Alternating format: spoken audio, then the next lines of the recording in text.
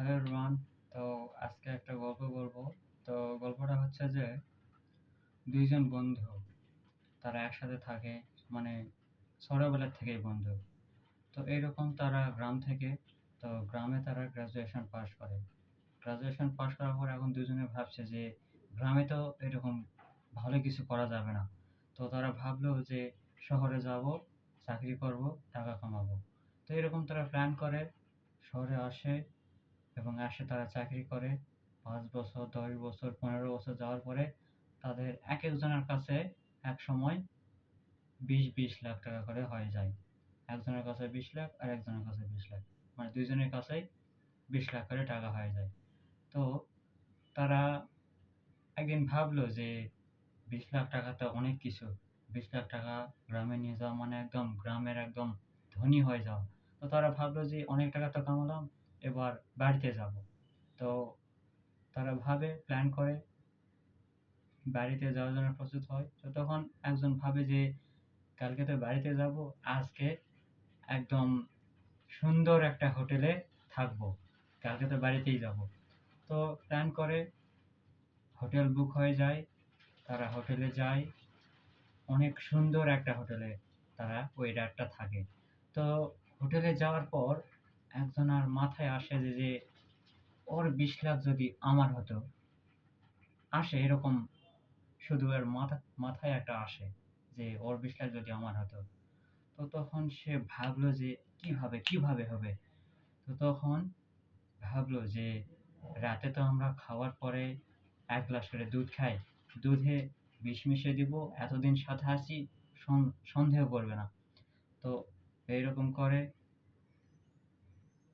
খাবার খায়, খাওয়ার পরে গ্লাসে দুধ মিশায়, বিষ মিশিয়ে দেয়। বিষ মিশিয়ে দিয়ে ওকে দেয় যে নে, খায় নে। তো ও তো সন্দেহ এরকম করেনি, কারণ ছোটবেলা থেকে একসাথে আছে। তো ও দেয় আর খেয়ে নেয়। তো খেয়ে নেয় আর খাওয়ার পরে ও বেডে চলে যায় ঘুমানোর জন্য। আর এই যে বিষ মিশিয়ে দিয়েছে, তো এই ভাবলো যে এখন তো ও মরে যাবে, এখন তো প্ল্যানিং সবকিছু করতে হবে। তো সে প্ল্যানিং করে যে ওর ২০ লাখ টাকা থেকে ২ লাখ টাকা ওর বালিশের নিচে রাখে, আর এর ২ লাখ টাকা এর বালিশের নিচে রাখে। আর হচ্ছে সব টাকা সেপারেট করে রাখে, প্ল্যান করে রাখে। তো এইরকম কিছুক্ষণ পরে ও সফরটাতে থাকে, সফরটাতে সে মারা যায়। মারা যাওয়ার পর যখন সকাল হয়, একবার ভোর, তখন সে চিল্লাপাল্লা করতে শুরু করে যে আমার বন্ধুর কি হয়ে গেল, বন্ধুর কি হয়ে গেল। তো এরকম করে ওই হোটেলের অনেক মানুষ সে রুমে আসে, আসে দেখে যে আমার বন্ধুর কি হয়ে গেল, কালকে আর একসাথে ঘুমালাম, আমার বন্ধু আর উঠছে না, কথা বলছে না। তো আমাকে যে করে হোক আমাকে বাড়ি যেতে হবে, সে বলছে আমাকে যে করে হোক বাড়ি যেতে হবে, আমার মা খুব অসুস্থ, আমার ট্রেন মিস হয়ে যাবে। তো ওখানে ওর কথা শুনে ওই মানুষেরা ভাবছে যে আজকাল দুনিয়ার ২ টাকার জন্য ভাইয়ে ভাইয়ে কত কি হয়ে যায়, কত কি ঝগড়া, লড়াই, গন্ডগোল সবকিছু হয়ে যায়। আর ২ লাখ টাকা সে ওর হাতে ছুঁচ্ছে না, সে ছুঁয়ে দেখছে না। তো ওর কথা এরকম শুনে তো ওই হোটেলের মানুষজনরা বলে যে ঠিক আছে আপনি চলে যান, আমরা এর সৎ কাজ করে দেব, আপনি যান, আপনার মা অসুস্থ, আপনি যান। তো এইরকম সে ওর ২ লাখ টাকা রাখে, ওর ১৮ লাখ টাকা আর ২০ লাখ টাকা, ৩৮ লাখ টাকা নিয়ে সে চলে আসে গ্রামে। তো গ্রামে চলে আসে, এখন ৩৮ লাখ টাকা মানে একদম গ্রামের ধনী ব্যক্তি। তো তারপরে সে টাকা করে, বাড়ি করে, গাড়ি করে। কয়েক বছর পর সে বিয়ে করে, সুন্দর একটা মেয়ে দেখে বিয়ে করে। তো বিয়ে করার পর কয়েক বছর পর তার একটা সুন্দর একটা বাচ্চা হয়, একদম এত সুন্দর। তো তারপর সে ভাবলো যে অনেক সুন্দর একটা বাচ্চা, তো বাচ্চা ১ বছর যায়, ২ বছর যায়, ৩ বছর যায়, কোনো কথা বলে না। এরকম যখন ৭ বছর হয়ে যায়, তখন ওর স্বামী-স্ত্রী ওরা ভাবছে যে ছেলে তো কিছু বলছে না, ছেলে তো কিছু বলছে না। তো তখন তারা ডাক্তার দেখাতে শুরু করে। ওখানকার দেশের, বিদেশের সব ডাক্তার দেখাতে শুরু করে। এরকম ডাক্তার দেখাতে দেখাতে তাদের টাকা পয়সা, বাড়ি গাড়ি সব শেষ হয়ে যায়। তারা একদম গরিব হয়ে যায়।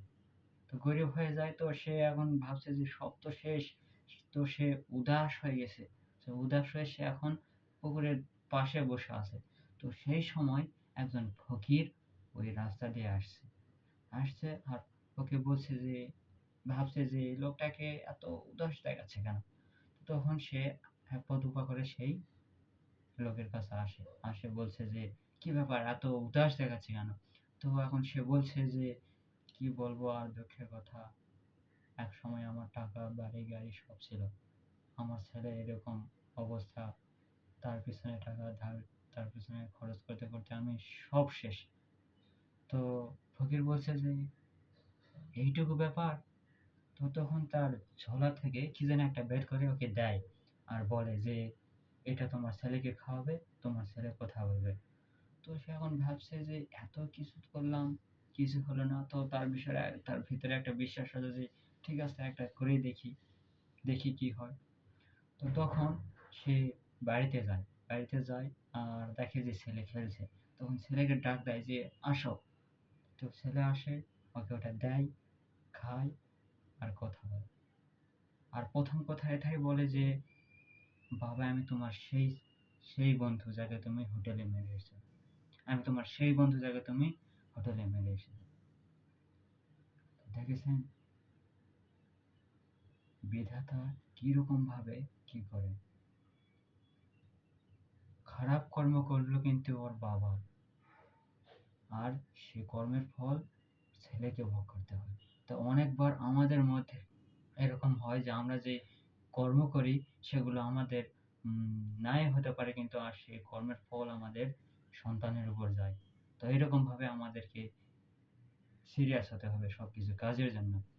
আপনি টাকা দিয়ে আপনি পুলিশকে কিনতে পারেন, টাকা দিয়ে আপনি জজকে কিনতে পারেন, টাকা দিয়ে আপনি আদালতকে ধোঁকা দিতে পারেন, কিন্তু বিধান থেকে আপনি বাঁচতে পারবেন, কিন্তু বিধাতার বিধান থেকে আপনি বাঁচতে পারবেন না।